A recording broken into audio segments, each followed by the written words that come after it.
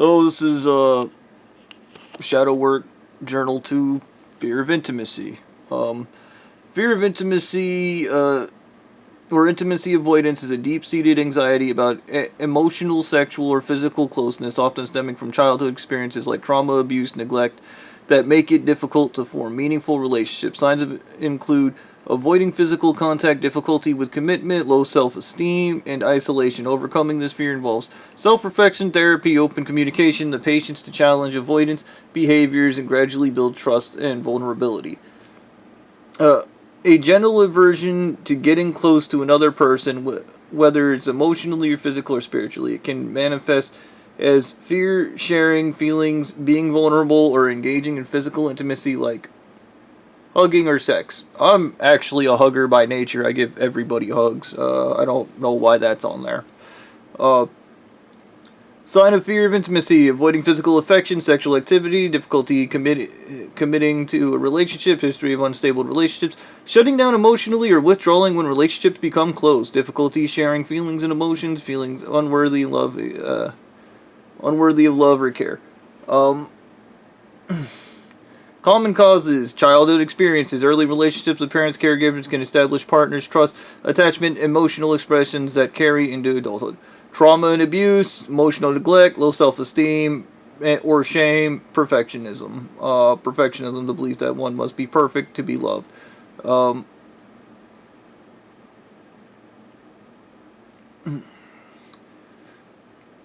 Believing one is low self-esteem is believing one is unworthy or deeply flawed, can create anxiety and letting others see the true self, leading to avoidance or vulnerability. Emotional neglect: a childhood where caregivers were emotionally unavailable, even if physically present, can lead to fear of emotional connection.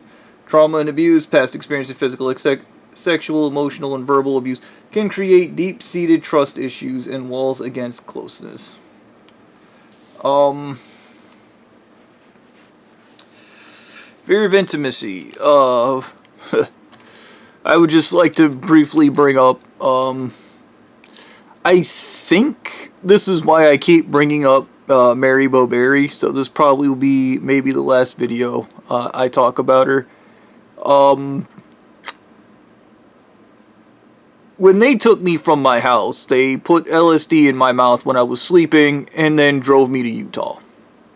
And then kept me high on drugs the entire time. I was sedated the entire time. That's when they made me president. And then you get raped by the elders at the church, because why not? And then you get to drink a bunch of shit, and then they do a super bizarre ritual where you get to have sex with and eat a corpse and just do a bunch of horrible shit. And then you get to have sex with 40 women, kind of.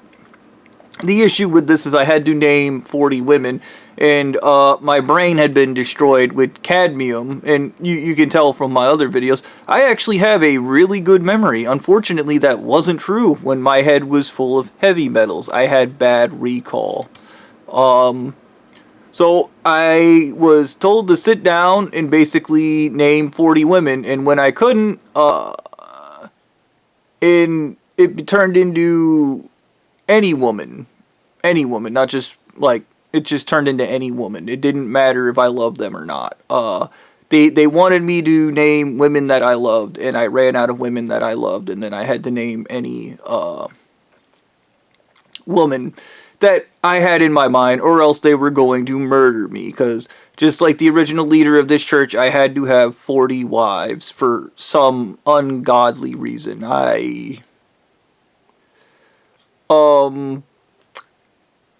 So among the people I mentioned was Mary Bowberry, but Mary Bowberry was really funny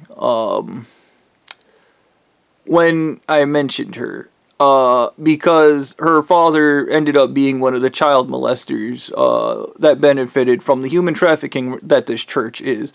And she was abused by him. So she was kind of thankful for that, but she also did not want to actually come out there to the desert, and who the fuck would, and have sex with me. I was high on drugs, but when Mary got there, I said that all the people had to be tested for STDs to make sure they weren't going to give me an STD. And anybody that had an STD could leave. And this really shook things up because I had to have 40 people exactly to have sex with. Yeah, I pulled a Steve from American Dad and was like, I'm not having sex with. Well, Mary turned out to have an STD, which caused me to have an existential crisis. Now, when you're out there in the desert, you're wearing a black wizard robe. And I was like, when I put that thing on, and then I put the red scarf on that has all the symbols and crazy shit on it, the wives immediately were like, I was like, where's my magic wand? And they were like, right there, which is my dick. Yes, they believe the dick is magical because if you rape people, you can take control of them. That is the magic of the male dick to these people. They're very confused people. Well,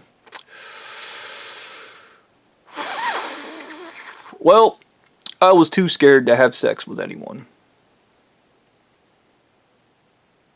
That's not a joke. The good news is the wives had mountains of drugs. And I mean, not just LSD, mountains of drugs to completely remove me from reality and get me as horny as they could to get me to have sex with anything. And the other side of this part was I was extremely susceptible to hypnosis. So they hypnotized me into seeing people as other people. Like, I remember I wanted to have sex with Scarlett Johansson, and they literally hypnotized me into seeing some woman as Scarlett Johansson. One of the girls I picked looked disturbingly young, like, uncomfortably, like, young. And she wasn't young, like, wasn't actually young, she was just kind of tiny. And they hypnotized me into seeing her into, like, a full-grown adult version of herself. They can do that out there. You guys don't understand what like forced hypnosis is, and keep in mind I can only remember these things as I connect with my unconscious mind, which actually holds these memories. So Mary Bowberry, I said I didn't want to have sex with her because she had an STD. And this came up with Foxy Roxy because she was there, and I didn't want to have sex with her because she had an STD. But I had a freak out. There was this little vanity, it's a mirror and has like a gold frame, and I had my hands on it, and I was doing that nervous child because I was sexually inexperienced, and I was suddenly ahead of a massive cult, and I had to perform. No pressure, right? So you have to have missionary sex with everybody. So I basically am in the back freaking out because I'm like, geez, Mary Bowberry, dude. And I was like, it's not worth an STD. It's not worth an STD. And I guess this might be embarrassing. Maybe, you know what? It doesn't fucking matter. Nobody gives a shit about my videos anyways. So I'm sitting there trying to work up the courage to have sex with Mary. And then I tell Jasmine, wait, basically.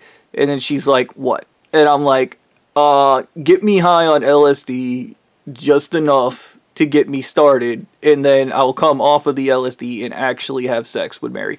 Mary Bowberry is the only wife I actually had sex with out there. And I say actually because all the other wives, I was in a drug-induced state. With her, I actually fucking went completely fucking sober having sex with her. And it's kind of funny because literally I'm standing in the room, and then suddenly there are these two massive legs, knees about here, that are going up in a V, and I'm standing between them. Huge thighs. You know, like large women breasts, when the arms and legs, they kind of sag. I don't want to call it sag. They droop to like the side, and yeah. So I suddenly wake up in the middle, I come off of the LSD trip right in the middle of having sex with Mary. And I totally fucking almost freak the fuck out because I have no idea what I was doing. But I know how I think. Remember, we're doing this now. Okay, I'm having suddenly come to. Oh, I'm having sex with SSBBW Mary Bowberry. So I immediately break into all the information because this is how my brain works. I know about pleasing a woman and having sex with her. And it's funny because as I come out of the thing, I immediately lose my sex drive, and then I immediately just work it back up by doing a series of hip rotations and feeling around her body and touching the fatter, softer parts of it. This is a fetish thing, mind you. I guess maybe I should have put like sexual content. I'll probably just put it in the beginning of this video. Warning, sexual content. Missionary is kind of a funny position for a big girl because they can't really move that much, but if they have enough back fat and stuff, they kind of bounce. I guess it's probably better. I don't know how women doing missionary on a hard fucking table do missionary without, like, I don't really fucking up their backs, but whatever, don't ask me. Anyways, her legs are in the V position. I'm holding them something like this up, and then and she starts growling. I don't even know how to. It's like a kind of noise. Mind you, she's on drugs. And then she makes this adorable arf sound, like, and as soon as like the middle part of her belly bounces when she does that, and I just think it's so cute. She's like a giant squish toy, and I just go absolutely nuts. And I just wanted to make her keep making that noise, and that's exactly what I did. Yeah, not bad for my first time. My experience with having sex with her was very much like somebody taking you and throwing you out into the middle of a lake. Go to work, boy! Like, this later, she had to stay at Foxy Roxy's house, and I told her, because Roxy went on a tirade that I had sex with Mary Bowberry, but I turned down sex with Foxy Roxy because of the STD. Because I was concerned with getting an STD because my brain was high on drugs. Okay. And she went on a thing on the phone telling me about how she's a superior being because she's Aryan, has blonde hair, blue eyes, and she can't believe that I just went to town on a non-blue-eyed, and I didn't accept her, and there's no way Mary Bowberry's better than her, and I was listening to this self-righteous fucking, I'm high on drugs and I'm king, so I told Mary to have sex with SSBBW Foxy Roxy's husband. Because if he had sex with Mary, that means Mary's just as good as Foxy Roxy, which I think ended in bad relationship vibes between the two, because Mary's not that kind of woman. If I tell you to do something as president, you're under the threat of death. You have to do it. You don't have a choice. And that is why I did that. Because when somebody has a big ego, like I'm superior because of my skin, humiliation teaches humility. That is what it does. And that is exactly how I was doing while I was high on drugs. And it's kind of funny because in my subconscious mind, it is all black and white. But had I been conscious, I never would have done those things. But you're not cognizant when you have that much heavy metals in your head. Trust me, I know. You don't have impulse control of any kind. You just do things. Yeah. So, I ruined their relationship and then lied because I was concerned with Mary not liking me. Yep. That kept happening when I was president. The childlike behavior of, oh, I'd better lie and get out of this. Oh no, I messed something up. Also, the other part is I would get so high on drugs that I would just do things, and then I would come down, and then people would tell me what I did, and I'd be completely horrified and be like, I didn't do that. And one, I didn't actually remember doing it, so therefore I didn't do it because I had no recollection of doing it. Yeah. This is kind of important because I realize now there was this fucker on my DA page for the past 2 years that kept commenting and saying there was an asshole that made Mary have sex with Foxy Roxy's husband, and they're not friends because this guy lied and he's a piece of shit, and he's talking about me. He's demifying me, and I would have never did those things had these people not done what they did to me, but I don't think that really matters. In anybody's mind, it doesn't matter why you did what you did. They just want to hear sorry. So I guess this is where I apologize and say I'm sorry about all that. That was extremely immature because I was, whatever. The other side of this is I realized the Carl Jung stuff, this idiot who is Blondie on my DA kept commenting about Carl Jung and Friedrich Nietzsche.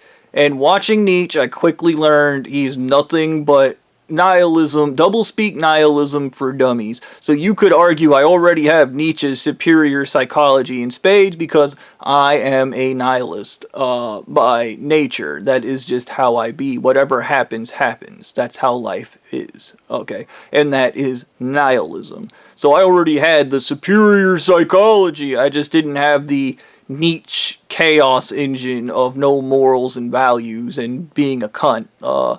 Which I think is a good side of my personality. A big reason I guess I didn't get into shadow work or any of those things is because Blondie was trying to manipulate me into them. And this actually feeds into another conversation I had with Anal Eating Mummy God, where he said they were trying to manipulate this guy being me, and they couldn't manipulate him. They couldn't. It wouldn't work. Yeah, it wouldn't work. And I told them that he might have a subconscious plurality, something that stops him from being manipulated. And then he said, well, how do you manipulate somebody that on a subconscious level knows you're trying to manipulate him and you cannot manipulate him? And I was like, you don't. I was like, you just trust that they're going to do the right thing. And then he said, that is stupid. That is the dumbest thing he had ever heard in his life. And I said, that's how people work. Sometimes you just gotta have faith. And I did the little song, you gotta have faith. And I was like, I don't even do faith. So I was like, I would have just put my hands up and been like, you got it, brother.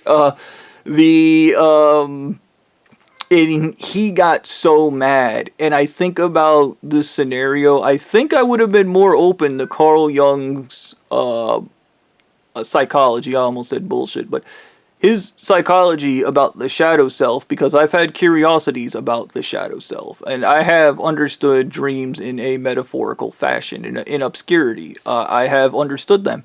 So, inherently, I think I would have been drawn to him, but I also think like they have a van out there and they can literally rig what I can and can't see on my newsfeed. So I had nothing but Friedrich Nietzsche and Carl Jung, which made me not want to watch them because it's manipulation when you do that. I suspect there's a series of other videos because I once said the universe talks to me and it talks to me through YouTube, and everything around me guides me in my direction, which I think these people took by, we need to manipulate him through the environment without him knowing. Good job. Blondie fucked this up by trying to manipulate me anyways, even though he was told not to. But I can sit here and complain about how stupid he is, and it doesn't go anywhere. I was terrified of intimacy because I just strictly don't trust people, because people have done nothing but knife me in the back. I didn't even fully trust Mary Bowberry or any of the other people I had sex with out there, and I didn't want to have sex with them. They just said this was part of the ritual, and this is how this works, and then I did it. But there's a thing with every guy, when they have sex with a woman for the first time, they're like, oh, it's so special. I remember my sister, she had friends that were hookers, and they'd be like, virgins is the best and the worst. Because virgins, you can guide them and tell them what you want. But they always come back and go, it was special because it was their first time. And then they remind them, this is like my 1000th time, honey. You're not anything special. Go home. And I think that's why I have trouble getting over Mary Bowberry, because she is officially my first time having sex without being high on LSD. There you go.